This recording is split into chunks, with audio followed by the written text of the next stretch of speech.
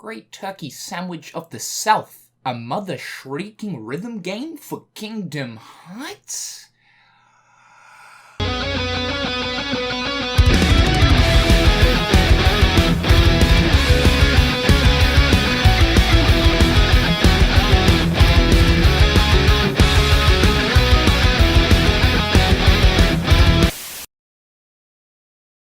Kingdom Hearts Melody of Memory.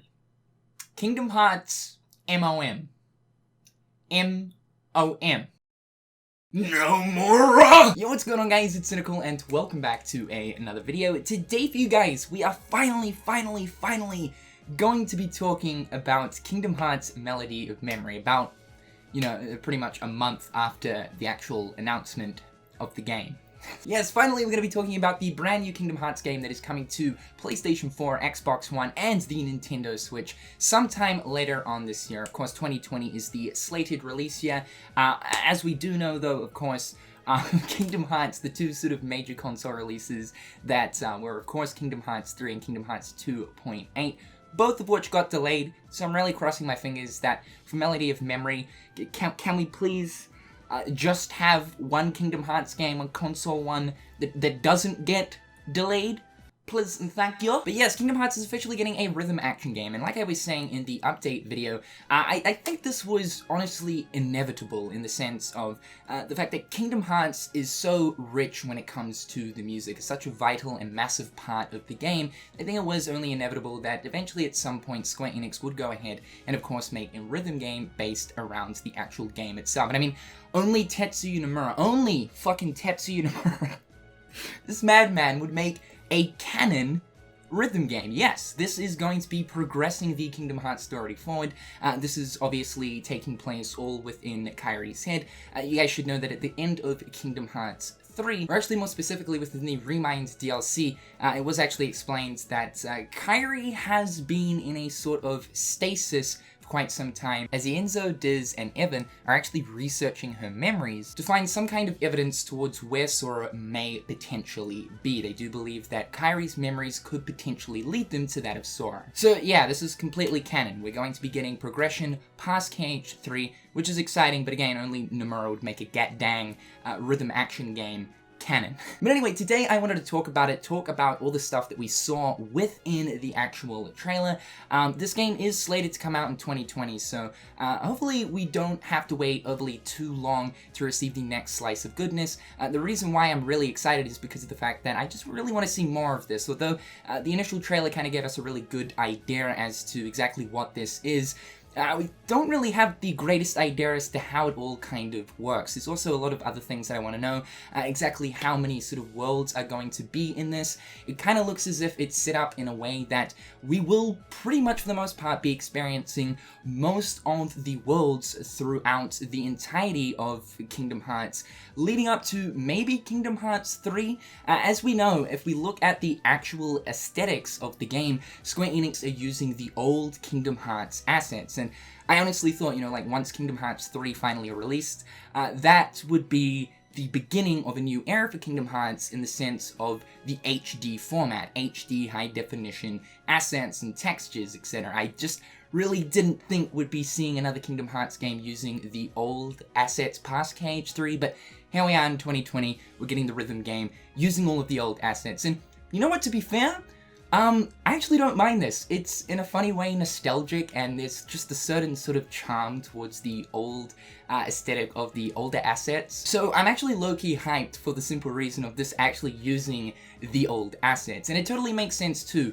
Clearly we are going through like all of the different worlds leading up to that of KH3. Who knows if the KH3 worlds will be in this? I kind of doubt it. It would be a little bit awkward to sort of have the old assets and then like right at the end of the game we're going to the KH3 worlds and then it suddenly changes to KH3 assets, even though it seems to be that the actual cutscenes in this game will be using the KH3 assets. The gameplay clearly uses the old assets. But yeah, it makes sense they're using this because of the fact that if they wanted to use the Unreal Engine 4 completely for this game, it would mean that Square Enix would have to go back completely recreate all of these older KH1 and KH2 worlds within the Unreal Engine, and that would just simply take too much time. So let's take a look at the UI right here. The first scene, obviously, Sora, Donald, and Goofy are running through Destiny Islands, one of the very first worlds that we will be, of course, going to. It looks like the worlds are laid out in chronological order for the Kingdom Hearts series. Again, who knows if DDD's worlds and Chain of Memories worlds, even though it's just Castle Oblivion, it uses all the KH1 worlds, but who knows if the other game worlds, aside from KH1 and KH2, which obviously those worlds are confirmed, will be in the game. We'll have to wait and see for future trailers. With the game having over 140 songs, I think it is actually pretty likely that we will have also the other in-between titles as well. I mean, BBS is looking like it's pretty much confirmed to make an appearance in this with the Worlds 2, with having the Keyblade Graveyard appearing. Yes, this is the Keyblade Graveyard from BBS, but the UI, so we've got Sora, Donald, and Goofy. Obviously, Sora has a health bar. I'm assuming that if you miss a button prompt on screen, one of the enemies will end up attacking you. You lose all of your HP, you'll have to restart the song again. Down the bottom left of the screen, it displays to us what song is currently playing, which is clearly the Destiny Islands theme song. I also like the little touch that they added. There's also the sort of themed command menu, little detail or graphic above that, which looks really nice. The palm trees, which represents Destiny Islands. We can see the same for like the world that never was, with the big sort of castle aesthetic design thing. Looking really nice. I like the fact that they added in the themed command menu thing for this as well. And then of course we've got a little Sora graphic with a blue line behind him, which clearly shows us how far through the song we currently are. Now again, like I was saying before, it's not really overly too clear as to how you actually play this game. This is a rhythm action game, but it actually does seem to be that we take control of both Sora, Donald, and Goofy, or any characters that will be within the song itself, because as we know, we later on see a scene where Sora and Riku are together. So yeah, you control all characters on screen. As we can see, there are 3 lanes, one for Sora, one for Donald, and one for Goofy. Now it's kind of self-explanatory for when like a singular enemy comes down one lane for one character, you'll probably just press one button, but is there specific buttons mapped to each character? So for instance, like, is square controlling the character on the left? Is triangle controlling the character in the middle, which would be Sora? And is circle controlling the character on the right? But then it confuses me because there are some situations where you'll have 3 enemies in a row coming towards you. You'll notice like lines linked up between the enemies. Maybe you have to hold down one of the triggers to kind of have this lock-on effect, then press a button. It's going to be really interesting to see how exactly this plays. Of course, we've got the score up the top left as well as the chain combo on the top right. No doubt your score will multiply to a certain degree or something the longer you hold your chain. And it looks like, depending on how fast you react to the enemies on screen coming at you, or of course just the simple button prompt, you will get a different rating. We see a lot of excellences being thrown throughout this trailer, so clearly whoever's playing this is pretty top notch. The other thing that I did notice is throughout the different worlds that we see in the game, there is different music symbols as well. Like Destiny Islands has this yellow symbol right here. Then we move over to Agrabah. It's got a blue music symbol. The Roxas section of the trailer also has a blue symbol. The Olympus section of the trailer has an orange symbol. Now I believe that this may actually be an indicator towards what current difficulty setting you might actually be playing on. Now we don't actually know if there will be difficulty settings within Melody of Memory, but it just kind of makes sense for each mission or song that you're doing. There should be like an easy in-between mode and hard mode for them. And of course, this is still a Kingdom Hearts game, right? Kingdom Hearts games have always had difficulty settings, so it would make sense for Melody of Memory to also receive them too. The yellow symbol could represent standard, the blue symbol could represent proud, and the orange symbol could represent critical. I also noticed as well, we see 2 different lanes or tracks, whatever you kind of want to call it. So for Destiny Islands and Agrabah, we have this sort of 3-lane, or more so it's a 4-lane, but the sort of 4-lane thick track right here. Whereas what I want to call special scenarios or encounters, e.g. the Roxas scene that we see right here, and then the Xemnas fight, those are using a singular track. Now of course this makes sense because there are no enemies per se or Heartless within these scenarios, rather just little sort of music orbs going along this singular track. For like boss fights, the characters aren't running on the lane, more so they're actually engaged with the actual boss fight in hand, which I think is a really nice, cool little neat touch. And also, just while we're on the Xemnas fight here, only seen in the Japanese version of this trailer, there is an alternate scene of this Xemnas fight where we see the characters doing slightly different things compared to that of the English version. This is always a known thing when it comes to Kingdom Hearts trailers. There's always a sort of international version, which is in English, and then a Japanese version. But because this is recorded gameplay, sometimes there are small differences between the two different versions. And in the Japanese, we see fucking Donald dodge roll. Now, I don't know if this animation exists anywhere else in any other Kingdom Hearts game, but this duck finally now knows how to get his ass out of danger within a matter of seconds. Finally! Sometimes as well, there will be like arrows on the lane too, which will make Sora jump to of course be able to bring up the prompt for the flying enemy. No doubt we'll have to flick up an analog stick or press a certain button to react to the arrow jump. Similar arrows can also be seen on the singular track scenarios for the Roxas and Xemnas segments. Maybe you have to press the button that corresponds to the certain orb and then press the analog stick down in the direction that those arrows are pointing. And of course this wouldn't be a rhythm game without hold down prompts. Yes, they are in here. This scene right here, we can clearly see the orbs of the lines connecting.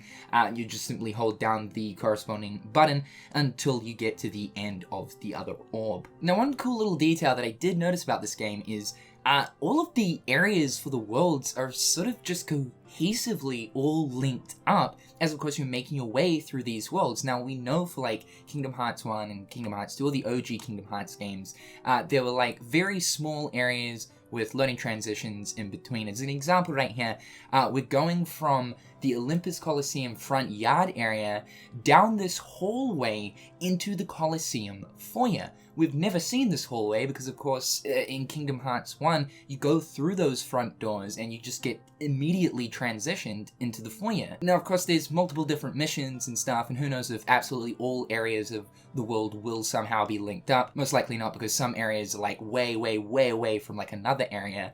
But for areas that make sense to actually be linked up via hallways and stuff, we're actually going to see how these areas link, which I think is actually really cool. Also, the world map right here, look, I'm pretty big. This is actually the same world map layout or setup from Kingdom Hearts 2, so it kind of looks like they've used that system from KH2 and put it into this. You control the gummy ship the exact same, like, yeah, this is literally ripped from KH2. We see most of the worlds that appeared in Kingdom Hearts 1 before this scene clips to the next one. We can see that there are a total of 345 stars in the game to collect, and no doubt there will be a different amount of stars that you can obtain through each mission or world that you visit. You'll notice here we start off with some kind of Destiny Islands scenario where it looks like this is the scenario of when Destiny Islands was being swallowed by darkness. It's got like a little video or sort of film icon, and these are kind of scattered all throughout the world map. Like, for instance, Twilight Town also has one. So this could be like a cutscene of sorts, even though it does say cleared, sort of insinuating that it might be some type of gameplay scenario. It could also just be a cutscene. We then move through a sort of a keyhole type of thing, which seem to be gates. We can see a few of these scattered throughout the world map, and with a different amount of stars needed or required to actually pass through them just above them. We can see this one right here, we need 4 to progress. And lastly as well, yes, we do have abilities and magic within this game too. This is a Kingdom Hearts rhythm action game, so of course we're gonna have the abilities and all that strong goodness. So you'll notice these little sort of crystals lying on the track. When the game passes by those crystals, you react to them by pressing triangle. If you do so, you'll be given a random ability to utilize. We saw our cannon being used in the trailer, as well as thunder. And also it's interesting because these little crystals sort of remind me of the same ability crystals from, pretty obscure, Kingdom Hearts Recoded. When you're playing through these special sections of each world, you'll come across little crystals that also give you abilities. So I can't help but wonder if that same idea was sort of pulled from Recoded. Now the game is going to include a total of 4 modes, which really cool. There's obviously going to be the main story mode, and then there is going to be an online mode and 2 other ones that we don't know of right now. But yes, this game is going to have multiplayer online. Holy smokes, it's not too often that we get online multiplayer components for Kingdom Hearts games, but here we are. And this is looking really neat, dude. Some actual competitive type of online mode for KH. I absolutely love it. Obviously, the winner is determined by whoever ends up with the highest amount of score by the end of the track. It also looks like you can pick up certain other abilities that can actually give your opponent certain sort of disadvantages. So you'll notice in this scene right here, the opponent has actually given 2 debuffs to the player.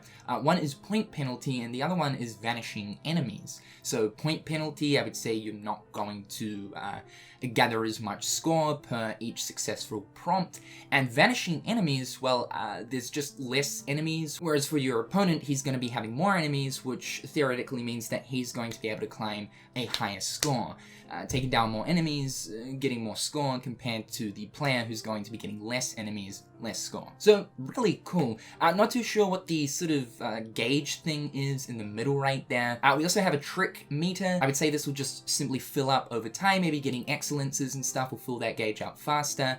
But no doubt you'll be able to perform a pretty cool ability or something at the end of that once it's completely filled. But yeah, that's all the gameplay stuff to do with Melody of Memory. I'm intrigued to know exactly how this is going to work. I thought I should also bring up Theatrhythm Final Fantasy, as that's another sort of rhythm game that Square Enix have brought out. They brought out 2 of them for the 3DS. Now, I've never played these games, but I don't think that Melody of Memory and Theatrhythm, although they are both rhythm games, I don't think that they actually work the same way. I'd love to be able to sort of compare the differences between the two and just actually play Theatrhythm to actually see if some of the ideas in that game are going to be brought over for that of Melody of Memory. Now, the other half of the trailer actually contains more so story stuff. Like I was saying, yes, all of the story-based cutscenes throughout the game look like they're actually going to be using the new assets for KH. As soon as we get into the cutscene portion of the trailer, we see the words, "Melodies and memories hold the secret of his final plan." Now, because this game is Kingdom Hearts MOM, I believe this is directly referring to that of the Master of Masters. It just simply makes too much fucking sense. Although this could also be revealing a few more secrets towards actually young apprentice Xehanort, because once those words disappear, then we then switch over to a scene of young apprentice Xehanort, which is clearly in that room that we come across in the World Terminus sort of area, or just actually after the World Terminus area in Kingdom Hearts 1, with the massive Arc device that we only just sort of recently found out, not recently found out about, start of this year we found out about through Kingdom Hearts Union Cross. Obviously we now know that this device thing is actually used to travel forward in time. So yeah, it looks like in this game we're actually going to be getting more context towards this whole thing, which is really cool. And to see this room, this specific room that hasn't appeared since Kingdom Hearts 1, that's pretty fucking cool, man. I'm unsure as to who is actually talking throughout this trailer. I'm not totally versed with the Japanese voice actors for Kingdom Hearts. It could either be young apprentice Xehanort, or of course it could be the Master of Masters. We saw Radiant Garden appear in the trailer. We saw the Final World appear in the trailer. Personally, I don't know if we'll see like any kind of new areas. Obviously, all of these locations are locations that we saw in KH3, so clearly Square Enix are reusing assets, keep things cheap, making sure that, of course, the game can come out this year. But it would be cool if maybe a new location did end up appearing somewhere towards the end of the game. The other cool thing is Sora is going to appear at some point in the game, most likely right towards the end. And we also, interestingly, do see a cutscene between Kairi and a hooded figure. She's saying, "You're the one that keeps messing with my fate." No doubt that's the Master of Masters. And of course the fucking trailer ends with him lifting his hood. Are we actually going to be getting the identity of the Master of Masters in a fucking rhythm game, dude? I mean, it is called Kingdom Hearts MOM, so it kind of makes sense for this to be his big debut. But just kind of fucking buzzy. Very buzzy. There is also a chance that this could be Xigbar or Lushu, or maybe even one of the other 4 talents, but I just think everything at this stage is actually pointing towards this being the Master of Masters. Again though, like, Nomura is quite smart when it comes out to these sort of trailer setups, where he kind of displays something where we think one thing, but it's not actually that. It's a fucking ploy. The final kind of big thing about this is that it is not only coming to PS4 and Xbox One, but of course Nintendo Switch. It was only inevitable that Kingdom Hearts would at some point in the future again return to that of the Nintendo systems, only because of the fact that Kingdom Hearts has had a bit of history on the Nintendo platform. Kingdom Hearts Chain of Memories for the Game Boy Advance, Kingdom Hearts 358 Days Over 2 on the Nintendo DS as well as Recoded, and then of course Kingdom Hearts Dream Drop Distance on the 3DS. Yeah, there is actually quite a few different Kingdom Hearts games on Nintendo systems. So it only made sense that at some stage we would receive another Kingdom Hearts game that would eventually come to Nintendo again. These days, being on the Switch, I simply cannot wait. I will be picking up both the PlayStation version as well as the Switch version.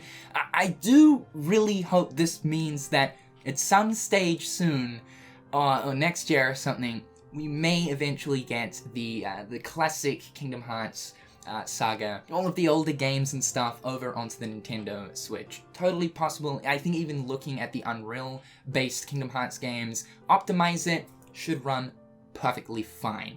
Again, it's got to be optimized and stuff, but you know, we've got games like The Witcher 3, Wolfenstein, pretty visually impressive games running on the system, although of course you've got to kind of sacrifice performance. It is an experience that allows you to take these games on the go. That's simply the biggest selling point of Nintendo Switch. So that is it right there, guys. That is Kingdom Hearts Melody of Memory, releasing 2020. Again, just was not expecting another Kingdom Hearts game to be coming out so soon, a console-based one, but it is really, really cool. That's all for today, guys. I just wanted to talk about this because obviously at this stage in time, this is sort of the most important thing. Who knows when we will be receiving more news at this stage because of the fact that Melody of Memory is on basically all systems, PlayStation, Xbox, and Nintendo. It pretty much means that the next trailer could appear at any sort of event that is to do with Nintendo, Xbox, or PlayStation. Now, next week, we do actually have the big Xbox event that is happening on the 23rd. Don't know if they will decide to debut a new Kingdom Hearts Melody of Memory trailer there because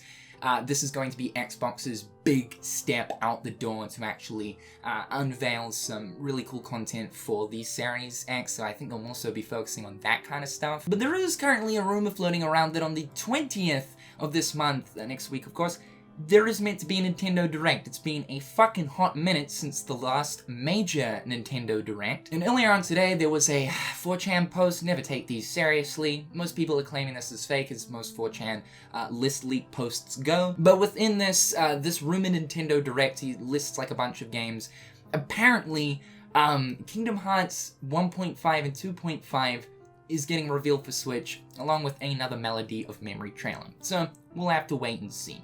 We'll keep our eyes peeled. Now guys, I'm Cynical. Hopefully you guys have enjoyed today's video. I'd love to know your guys' thoughts and opinions towards Melody of Memory. Be sure to leave all that goodness in the comment section down below. Till next time guys, I'll catch you later. Peace.